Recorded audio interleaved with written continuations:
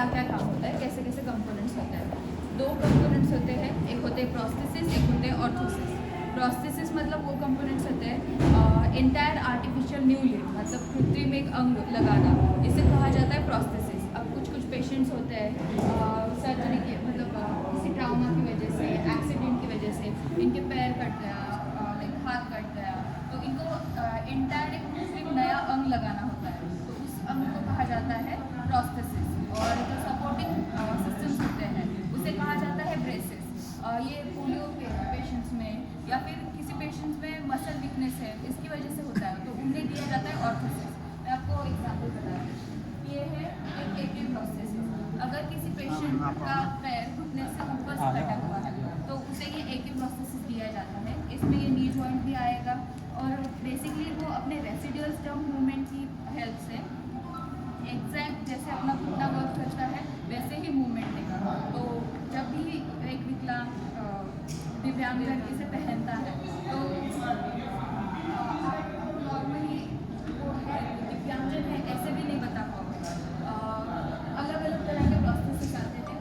ये है बिलोनी प्रोस्थेसिस। ये अगर किसी का घुटना घुटने से नीचे से कटा है तो इसे बिलोनी प्रोस्थेसिस कहा जाएगा। ये बीके में बहुत ज़्यादा बॉडी प्रॉब्लम्स होते हैं, तो अगर पेशेंट इस पर वेट देके चल रहा है तो 100% है कि यहाँ पे चलेगा, यहाँ पे चलेगा। तो बेसिकली ये सॉफ्ट इंसर्ट होता है। हाँ, ये सॉफ्ट इंसर्ट होता है।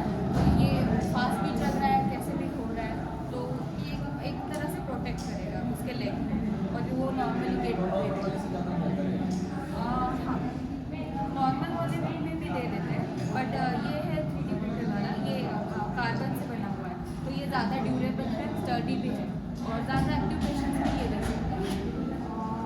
और ऑर्थोसिस आते हैं मतलब कि मैंने बोला ये सपोर्टिंग सिस्टम्स होते हैं, मतलब braces. Orthosis toe and head किसी भी चीज़ को, जैसे कि आप ऊपर देख सकते हैं वो जो है वो स्पाइनल ऑर्थोसिस है, उन्हें स्पाइनल जेगर्स कहा जाता है। ये है केएफ, ये ब्रेसेस है, ये भी एक ब्रेस है, इसे केएफ कहा जाता है। ये भी एक ब्रेस है, इसे एफआरओ कहा जाता है। ये नी ऑर्थोसिस मतलब ये भी एक ब्रेस है घुटने के लिए। अलग अलग तरह से ब्रेसेस आते हैं और प्रोस्थेसिस आते हैं। इनको बनाने के मेथड्स ऐसे होते हैं कि एक कन्वेंशनल मेथड आता है जिसमें हम जब पेशेंट्स आते हैं तो उनका एक कास्ट किया जाता है पीओपी के थ्रू। उधर देखो मेथड बताइए।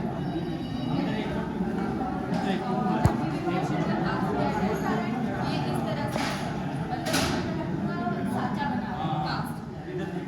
ये हर एक पेशेंट का स्पेसिफिक ही आएगा, और जब इसे मॉडिफाई करके जो प्रेशर सेंसिटिव एरियाज है, टॉलरेंट एरियाज है, पूरा एक मॉडिफाइड स्टम्प बनेगा तो ऐसे आएगा ये मोड। और इसके आगे हम इस पर ड्रेपिंग करेंगे। हर एक पेशेंट का ये स्पेसिफिक आता है, अलग अलग तरह से मॉडिफिकेशन करना पड़ता है। ये इसे कहा जाता है पॉलीप्रोपिलीन शीट। 160-180 डिग्री सेल्सियस के आसपास जब इसे हीट करेंगे तो ये मेल्ट होना स्टार्ट हो जाता है, तो इसे सक्शन ड्रिप करा जाता है, मतलब इसके ऊपर से उतारा जाता है। तो हमें जब मिलेगा इस प्रोसेस से वो मिलेगा वो सॉकेट जो मैंने अभी थोड़ी देर पहले दिखाया था, उस सॉकेट को फिर असेंबल किया जाता है। ये हो गया कन्वेंशनल तरीका। अभी एनएसएस में नारायण सेवा में 3D वाला भी मेथड का वर्क कर रहा है। 3D वाला आपको वहाँ पर इधर आओ।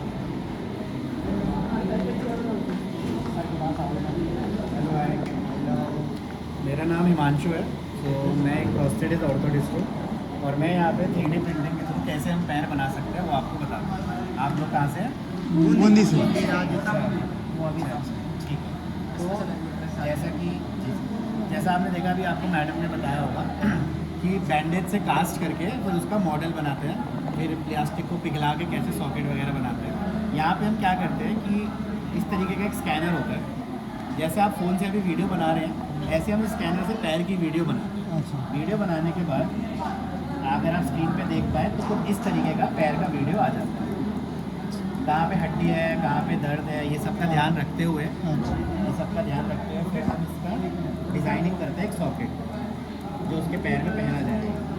यहाँ से हम इसको सीधा प्रिंट कर देते हैं, जैसा कि अभी प्रिंट हो रहा है और प्रिंट अपने आप प्रिंट होने लगता है। और प्रिंट होने के बाद कुछ इस तरीके का हमारा सॉकेट तैयार हो जाता है।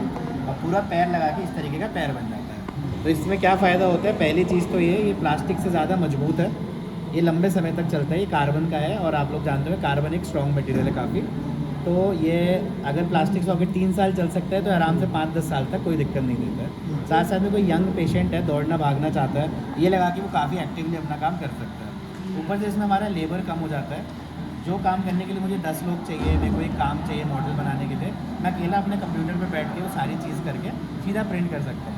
शाम को 6 बजे मैं अपना प्रिंट करके जाऊँगा, सुबह आऊँगा तो मेरा सब कुछ रेडी मिलेगा। तो मेरा एक तो लेबर कम हो जाएगा, टाइम कम हो जाएगा।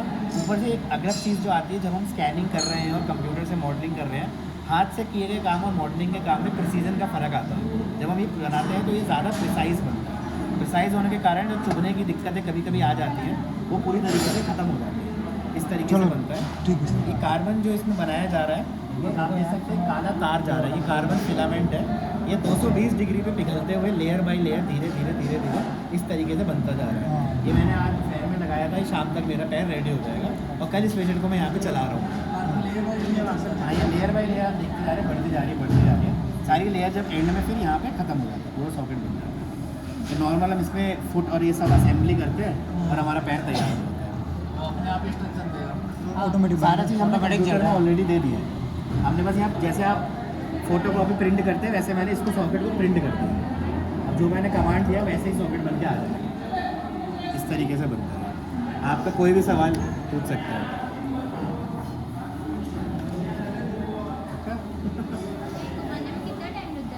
देखो अलग अलग होते हैं, जैसे ये तो किसी का छोटा सा पैर है, अब किसी का पैर बड़ा और मोटा भी हो सकता है।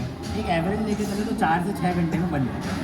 और फिर शूज़ चेंज होता है परमानेंट। ये शूज़ आप कोई भी पहना सकते हो। हम यहाँ से एक जोड़ी जूता पेशेंट को देते हैं, तो पेशेंट अपना जो मर्जी जूता पहने, कोई दिक्कत नहीं है।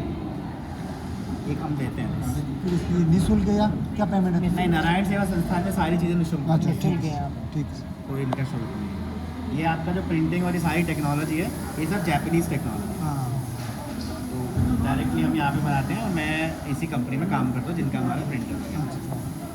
ठीक है, थैंक यू।